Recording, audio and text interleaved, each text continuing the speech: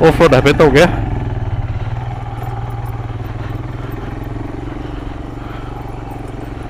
Himalaya gidi no off-road tadi sumaina up to kaaba gidi nungai bako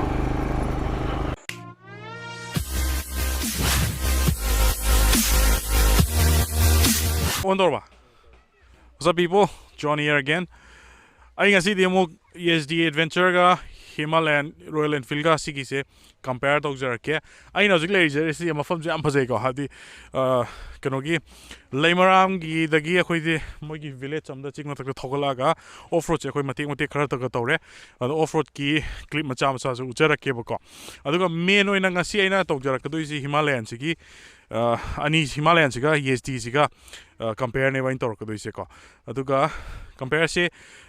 yengbiu loy fo aduga mayam gi comment feedback loina bo haibiro experienced riders mayam agi view da channel le yengbiu mayam ko aduga adum haibiro aduga hape chum discussion noi ke we tong na se ko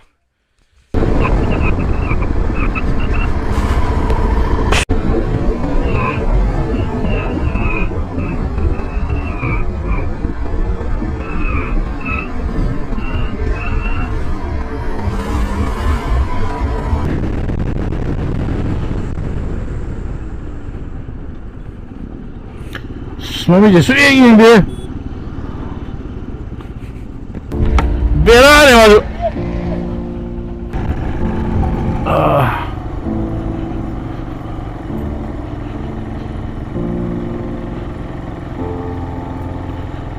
Off-road dia untuk pandri aja kau.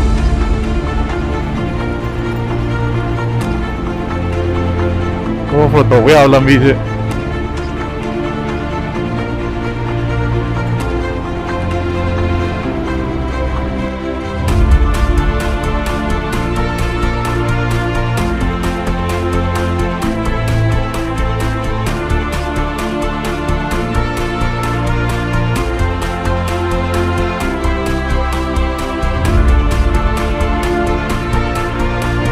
Mohon di pada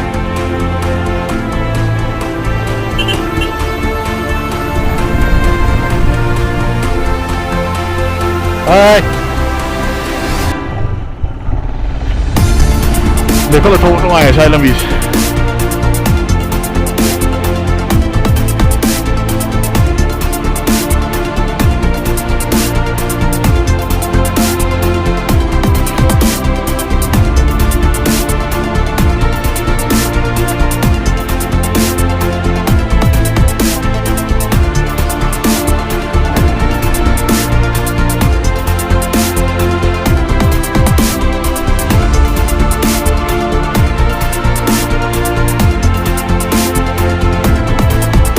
Horse.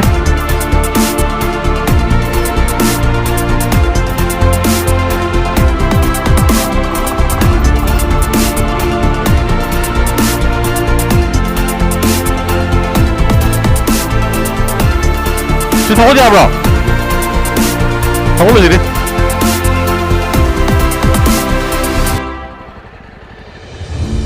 오프로드 해봤다 오게.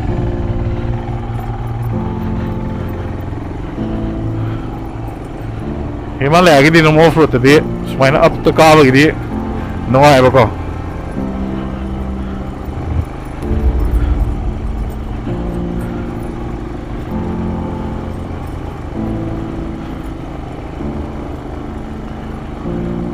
reception lagi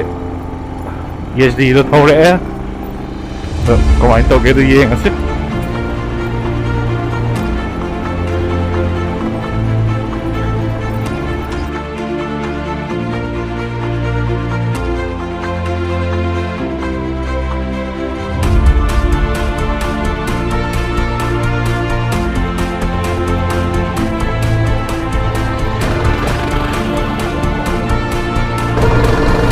Hãy subscribe cho kênh Ghiền Mì Gõ để không bỏ lỡ những video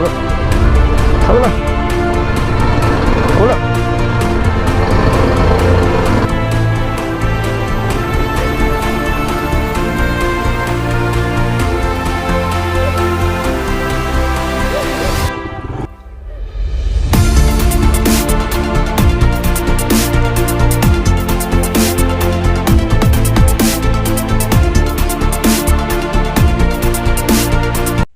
Okay, Yezdi adventure se I 2 days kaktang ai go low da aduga around 50-60 kilometer ki thoram mani yam kan thodri aduna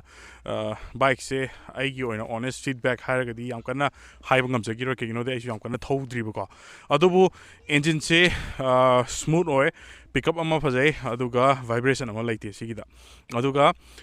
Himalaya se sigi 2019 model ni 19 model sina mukra vibration se laibne ba ko adu 2021 model handaki anova lak ba adadi mong vibration free oibni Himalaya se adubu free oiraga su ai experience ki matung ina inen test drive to gibda after 90 to 100 kilometer thorko matam dadi Himalaya se vibration adum yaure eba ko magi bu optimal speed haitare around 70 to 80 thobo matam dadi am ngai thobo Himalaya se adu adagi thobo kragadi kitang vibration se lei adu sigi se aina top speed ta 120 425 bok thawi adu bok tadi vibration leite ba ko ado top speed se aina YouTube ta yeng ba around moi 150 mu thawi hai adu moi test ki gari dina yamna abuse to ne ko ado sigi di ai abuse to ning dra ba ko aduna ai first servicing ko ma tor kan dai kitang amuk top speed tom geng ge da sigi oina di gari engine shock ne ba ko adu gi aina tor tra ba ne ado main oina di ai ga ngasi akoi lakminari se Dev Sunday Explorer ma gi su channel subscribe to sin biro ado ma ga su to sik la ini ado ma gi su to go ni aduga Himalayan rider ko sigi bike owner se ma su main oina mangon ne baina wari sa du si kai no haidi Himalayan owner amana Yezdi adventure si magi experience ta kai lei negative any negative ado kai ki improvement lei have do adu yeng ni se go me ai introduce am ta tok jara ke turn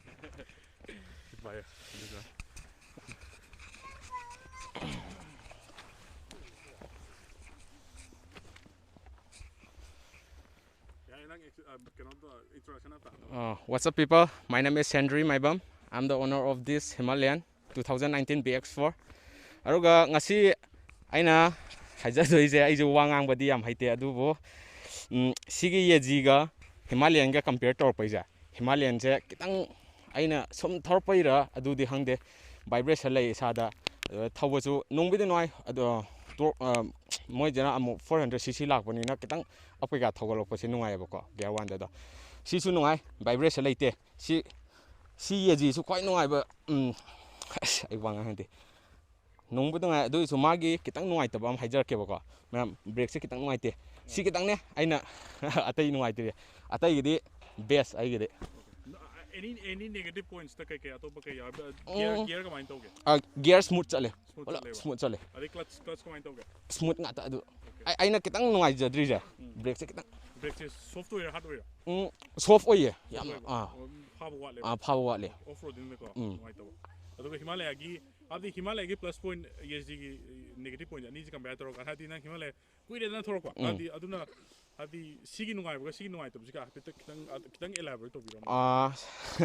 Himalaya gi nungai ba kai Himalayan gi nungai ba se pickup ta aina khale pickup ta di nungai de Himalayan gi se okay off road to super nungai off road to su nungai adum gari hadli kan ge okay ai ji gari ya chalak tra ne ba i dio adu sigi 2019 model oi dana anova 2021 do ma gadi mo hena compare to nungai nungai ga okay adu sigi ride quality sit ka chika mai to sit se Himalayan dai di sine kitang wange gari su sina kitang lumjan be hele maram di moi accessories ke ka yaw salak ni ko ai sina mo ai zo accessories la ado zo ai gina mo guard ke ka amta hafta bi clean da wain thau bane ba ai gina aduna ai gi sina di kitang di yang je ai gi mota accessories yaw salak gi lum me atopa any additional nungai ba point krai ro nungai ba ide sumana up thawgal pai timing is gear 2 ayam mana gear 2 pa ya ba akhoi Himalayan is na khara palle ba si na mo smooth ta chale down tha dare smooth ta chale up thawgal smooth chale gear gi nungai ba nungai ta ba pan ba khot pa kai sum leitre aduragi magi amasu le handle bar budi myam le kan da dum sinagrani handle bar masagi stock si de dum kitang di neme sumana down thawdar pa ya isa ya simai oi le ba aduna kitang di nungai te sisu riser ko maha pa di nungai ni adugi comfortable pa ja noi ne adude stock se ngon du ko nungai te adika ai chu hai chu wang ni na ko adu mayam koina mayam koina thawda lai se sigi ching mathak ki sini ko aduna phajana off road phajana to ya ngam me sigi ko thawda lai se aduna first gear thawlak pune aduga ꯑꯩꯒꯤ ꯏꯅꯥꯎꯒꯁꯨ ꯃꯥꯁꯦ ꯀꯩꯅꯣ ꯇꯧꯔꯦꯀꯣ ꯍꯥꯏꯗꯤ ꯃꯥꯒꯤ ꯑꯦꯛꯁꯄꯤꯔꯤꯌꯦꯟꯁꯇ ꯃꯥꯁꯦ ꯍꯤꯃꯥꯂꯌꯟ ꯔꯥꯏꯗꯔꯅꯤ ꯑꯗꯨꯅ ꯌꯦꯁꯗꯤꯒꯤ negative ꯄꯣꯏꯟꯠꯁꯇ ꯍꯧꯖꯤꯛ ꯕ꯭ꯔꯦꯛꯁꯤꯃ ꯅꯨꯡꯉꯥꯏꯇꯦ ꯍꯥꯏꯔꯦ ꯃꯥꯒꯤꯀꯣ ꯑꯗꯣ ꯑꯩꯗꯤ ꯌꯥꯝ ꯀꯟꯅ ꯑꯦꯛꯁꯄꯤꯔꯤꯌꯦꯟꯁ ꯂꯩꯇ꯭ꯔꯕꯅꯤꯅ ꯌꯥꯝ ꯈꯪꯖꯗ꯭ꯔꯦ ꯑꯗꯨꯒ ꯅꯦꯒꯦꯇꯤꯞ ꯄꯣꯏꯟꯠꯁ ꯑꯃ ꯌꯥꯝꯅ ꯃꯦꯖꯔ ꯅꯦꯒꯦꯇꯤꯞ ꯄꯣꯏꯟꯠꯁ ꯍꯥꯏꯗꯣꯏꯔꯥ ꯈꯪꯗꯦ ꯍꯧꯖꯤꯛꯀꯤ ꯀꯨꯂꯦꯟꯁꯦ ꯂꯤꯛ ꯑꯣꯏꯔꯛꯄ꯭ꯔꯥ ꯀꯔꯝ ꯇꯧꯋꯦ ꯑꯝꯇ ꯌꯦꯡꯕꯤꯌꯨ ꯁꯤꯒꯤꯁꯦ ꯁꯤ ꯑꯝꯇ ꯌꯦꯡꯕꯤꯌꯨ ꯀꯩꯒꯤꯅꯣ ꯁꯤ ꯀꯃꯥꯏꯅ ꯂꯤꯛ ꯑꯣꯏꯔꯤꯔꯥ ꯅꯠꯇ꯭ꯔꯒ ꯍꯥꯏꯕꯗꯤ ꯌꯥꯝꯅ ꯑꯣꯛꯋꯥꯔꯗ ꯑꯣꯏꯕ ꯄꯣꯖꯤꯁꯟꯗ ꯍꯥꯞꯄꯦꯕ ꯁꯤꯒꯤ ꯀꯨꯂꯦꯟꯁꯦ ꯑꯗꯣ ꯁꯤꯗ ꯇꯧꯔꯛꯏꯁꯦ ꯑꯗꯣ ꯑꯣꯚꯔ ꯆꯠꯂꯤꯔꯥ ꯍꯦꯟꯅ ꯀꯦꯄꯥꯁꯤꯇꯤ ꯍꯦꯟꯅ ꯍꯥꯞꯆꯤꯜꯂꯛꯄꯒꯤꯔꯥ ꯈꯪꯗ꯭ꯔꯦ ꯑꯗꯣ ꯉꯁꯤꯗꯤ ꯕꯟ ꯑꯣꯏꯕꯅꯤꯅ ꯌꯦꯡꯕ ꯌꯥꯔꯔꯣꯏ ꯑꯗꯣ ꯍꯌꯦꯡꯗꯤ ꯌꯦꯡꯉꯒꯦ ꯑꯗꯣ ꯐꯅꯌꯥꯝꯗꯤ ꯂꯤꯛ ꯑꯣꯏꯈ꯭ꯔꯕ ꯃꯥꯜꯂꯦ ꯑꯩ ꯈꯟꯕꯗ ꯑꯗꯣ ꯁꯤꯒꯤ ꯑꯩꯈꯣꯏꯒꯤ ꯁꯨꯝ ꯖꯦꯅꯨꯋꯤꯟ ꯔꯤꯚ꯭ꯌꯨ ꯑꯃꯗ ꯇꯧꯖꯔꯛꯄꯅꯤ ꯑꯗꯨꯅ ꯌꯦꯁ ꯗꯤ ꯔꯥꯏꯗꯔꯁ ꯃꯌꯥꯝ ꯑꯅꯧꯕ ꯊꯣꯛꯂꯛꯀꯅꯤꯀꯣ ꯍꯧꯖꯤꯛꯁꯦ ꯑꯗꯨꯝ ꯃꯈꯣꯏꯒꯤ ꯑꯃꯨꯛ ꯐꯤꯗꯕꯦꯛ ꯑꯃꯨꯛ ꯇꯥꯃꯤꯟꯅꯁꯤ ꯑꯗꯨꯒ ꯍꯤꯃꯥꯂꯌꯟ ꯔꯥꯏꯗꯔꯁꯀꯤ ꯃꯈꯣꯏꯒꯤꯁꯨ ꯐꯤꯗꯕꯦꯛ ꯑꯃꯨꯛ ꯇꯥꯖꯔꯦꯀꯣ ꯑꯗꯣ ꯚꯤꯗꯤꯑꯣꯁꯦ ꯂꯥꯏꯛ ꯇꯧꯕꯤꯔꯝꯃꯣ ꯁꯕꯁꯀ꯭ꯔꯥꯏꯕ ꯇꯧꯁꯤꯟꯕꯤꯔꯝꯃꯣ ꯑꯗꯣ ꯂꯣꯏꯁꯤꯟꯖꯔꯒꯦ ꯊꯦꯡꯛ ꯌꯨ ꯁꯣ ꯃꯆ